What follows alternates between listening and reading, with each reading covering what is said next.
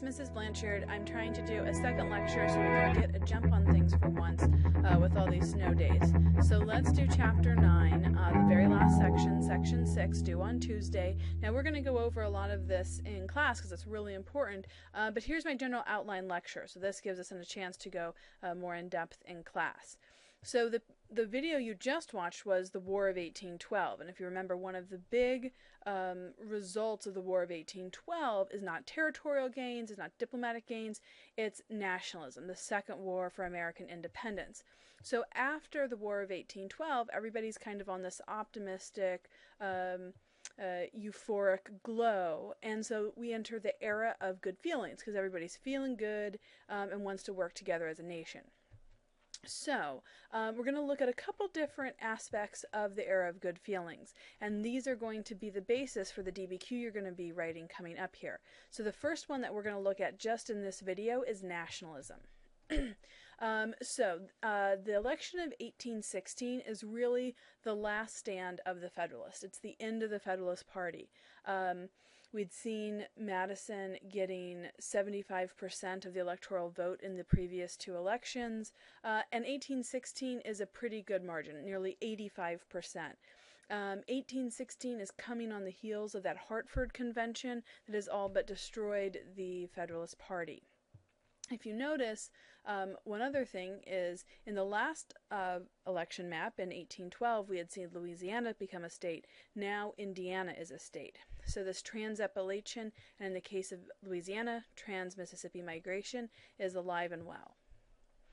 So after the War of 1812, like I started out saying, we're experiencing this era of good feelings, and it's really going to last until the election of John Quincy Adams. So it's going to last both terms of Monroe's presidency. He's a popular president. He works to balance both northern, southern, and western interests. There's the emergence of a second generation of U.S. leaders, known as this Great Triumvirate, that are really going to be our leaders until about the Civil War. You have the dominance of one party. We had said before during Jefferson you saw the kind of disappearance of the Federalist Party. The Hartford Convention pretty much finished them off. And so you have a one-party government, so everybody's working together under that banner of the Democratic Republicans. And then again, the surge of nationalism that united the country during the war is going to look to improve U.S. industry and transportation. So James Monroe is elected twice in 1816 and 1820, and he's the last of our Virginia dynasty. So probably in the next chapter we're going to see our president's tests. So far we've talked about Washington, 2 terms president, Adams, Jefferson as 2 terms, Madison, and now Monroe. Monroe worked to promote national unity and promote America's power in the world, and we'll definitely see that when we talk more about some of the nationalistic ideas. The Republican dominance of the presidency and Congress, because you only have one party, helps push through a series of laws, a lot of new laws. One way Monroe works to promote this national unity is by appointing Democrats and former Federalists, because they are waning in the party, Northerners, Southerners, including, probably the best example of this is John Quincy Adams as the Secretary of State. So here is James Monroe, and here is John Quincy Adams. A little bit very different than the John Quincy Adams we saw in the movie John Adams. He is very forceful, like his father. That probably shouldn't come as a surprise. And he's known as, this quotation, a bulldog among spaniels, meaning he kind of goes after things where everyone else is more maybe genteel, a little more for show.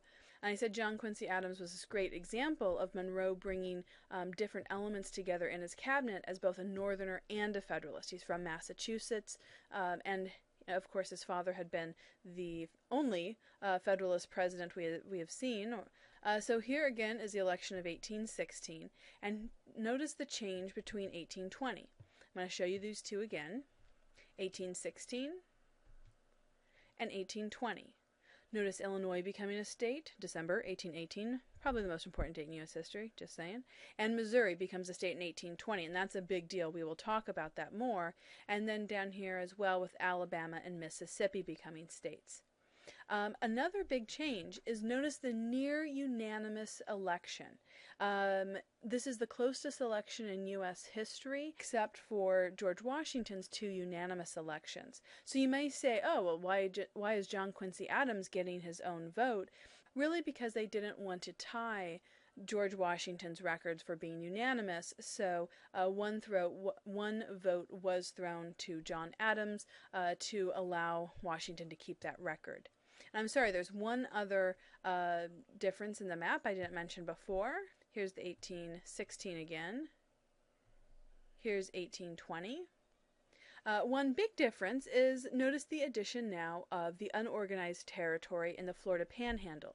Again, we'll talk about that when we talk more about our foreign affairs, but we do annex Florida in the Adams-Onis Treaty.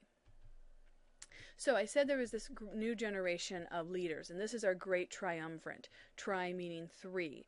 The first of which, we've seen this picture before, is of Henry Clay. Remember, Henry Clay had been a war hawk. He's from Kentucky. He is a Democratic Republican, though he won't stay that way. And he represents the West in this great triumvirate. He is going to be, at least in this time period, the Speaker of the House, though he will later serve in the Senate. And he is one of the largest proponents of a national economic development. In fact, when we talk about the plan for that, it's going to bear his name. Representing the South is the other war hawk we talked about, John C. Calhoun from South Carolina. He serves as a Secretary of War during the War of 1812. He's going to serve as Vice President under both John Quincy Adams and John Quincy Adams's arch nemesis, Andrew Jackson, which is an interesting turn of events. And he's the nation's leading proponent of states' rights, and he embraces this doctrine of nullification that we talked about very briefly with the Kentucky-Virginia resolves, and really adds to the discourse on that in American history. And we'll talk more about that in the next chapter. Now, the new one we haven't really talked about yet is Daniel Webster, obviously in need of some kind of brush or comb here. And he is from Massachusetts. During this time period, he is, I would say, a Democratic Republican, though he is going to, with Henry Clay, form the Whig Party in the 1830s, and we'll talk more about that. He's going to represent the North. He's from Massachusetts. He sits in both houses of Congress. He's going to serve as Secretary of State, have a couple unsuccessful runs, or have one unsuccessful run for presidency. We may talk about, he is also very influential in several important court cases we'll be talking about either in this lecture or maybe in class. He's also a strong proponent of nationalism. He's going to work with Henry Clay to really promote a strong national agenda, and he's going to be a strong critic of states' rights, which brings him into conflict a lot of times with John C. Calhoun.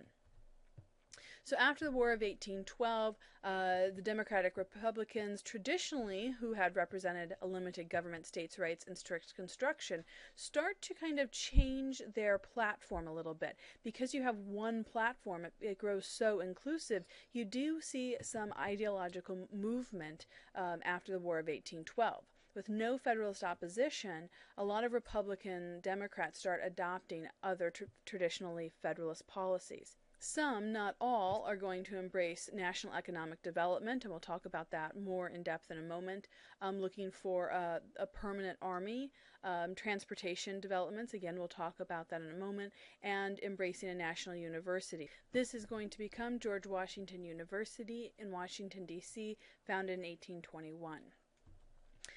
So this big system I keep alluding to of national economic development is known as the American system, but more commonly known as Henry Clay's American system. As Speaker of the House of Representatives, he's so influential in getting this American system passed through the House and then eventually the Senate that it bears his name. So the American system has 3 parts, and it's really important you know all 3 parts.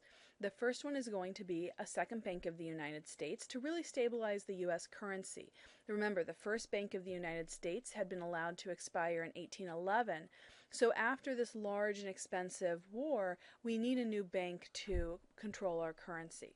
The next is the Tariff of 1816 to promote U.S. industry. It's another protective tariff, and although we've had a tariff existing in the United States since Hamilton's tariff, this is going to raise it to a higher limit, and that's important to remember, especially when we move into the next chapter. The shipping disaster that had really been caused by the Embargo Act, the Non-Intercourse Act, and Makin's Bill number 2, really meant the United States needed to raise more money, and this tariff of 1816 is really going to be a rise to the tariff and the first real significant protective tariff in U.S. history. Next, we have the creation of a national system of roads and canals.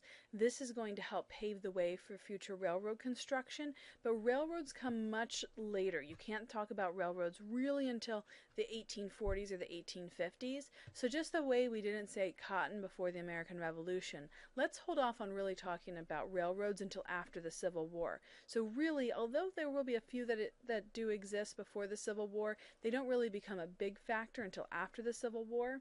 And then these are also going to help pave the way for Western Indian removal that we'll be talking about in the next chapter. And we'll talk more about roads and canals in the next unit, but we did start off this chapter with mentioning of a few of them. Now, all of these things here had been proposed by Hamilton and the Federalists in the 1790s, but opposed by Republicans. But as you have the growth of this one party, the large Republican Democrats, they become more inclusive and start including these Federalist ideas, as I mentioned earlier. Here's the National Road. It's one of John Quincy Adams's only achievements as president, is an extension to the National Road. And we've looked at this map before that helps move American settlers into the Appalachian West, into these new states that we see popping up of Indiana and Illinois and Missouri. The Erie Canal. Now, it's important to remember the Erie Canal is a state-sponsored canal. It's sponsored by DeWitt Clinton, and we're going to talk about it more in the next unit.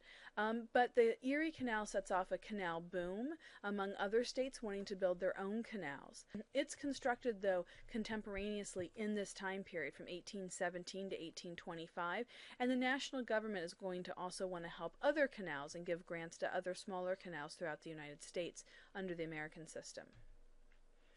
So I said that the American system helped unify the North, South, and West. The North got a lot of roads, like the National Road, and then other smaller ones, like the Lancaster Turnpike. They got a lot of businesses, and especially the Bank of the United States. The second bus is going to help that. They're going to get a protective tariff to help protect the infant manufacturing industries that are starting to pop up in the North, especially since we've been going through this embargo with our big trading partners. And it's going to help support commerce. The West, they're going to get a transportation system that helps link them to the East, the roads and canals we just talked about. So what are the Southern gains? Well, the Southern gains are going to be very few. Remember, the Southern economy is evolving right now to really focus around cotton. And when there's a land panic in 1819 and land speculators lose out big time, they're not just going to lose money, but they're really going to blame things like the Bank of the United States for allowing over-speculation to happen. This is really going to be important when we talk about Andrew Jackson, because this explains why Jackson hates the bus so much and wants to kill it.